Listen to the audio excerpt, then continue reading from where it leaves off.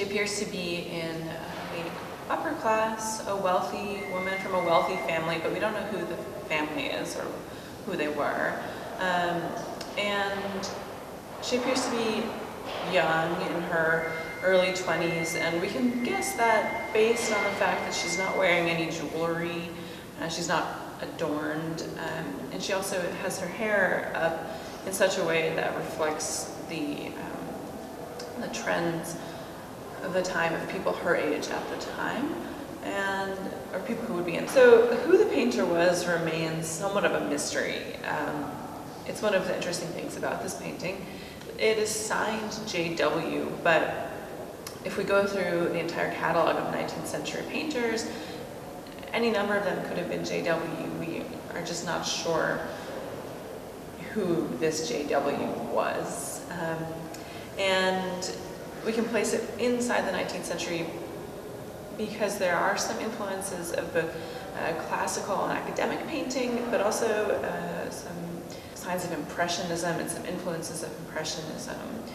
For example, the body is painted in a slightly looser stroke in the way that Impressionist paintings would be. However, the style and the composition and the face are more classical, and for example, you can even say it references Velázquez. There's red curtains behind the woman, which appears in the same way as Velázquez's paintings. But then the composition of the body and the crop of the painting are more akin to John Singer Sargent. And also looking at this painting, we're just not sure whether or not the painter was actually in the same room as the woman. It is possible, given the time period, if it was later in the 19th century, that he was painting from a photograph. And we can deduce that by looking at the face, which is painted in a very crisp, precise style, unlike the body, which is painted a little bit more loosely, as I said. But the lines in the face, the shading, the gradient, it's smooth, it's crisp.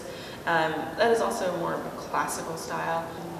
So as far as the purpose of the painting, we believe that it was used at the time for matchmaking, where the painting was created and then presented to men, potential suitors. It's really interesting because she's not wearing any jewelry and it's not a nude painting, and so the beauty of the painting is rather specific, and the size of the painting and why the legs are cropped.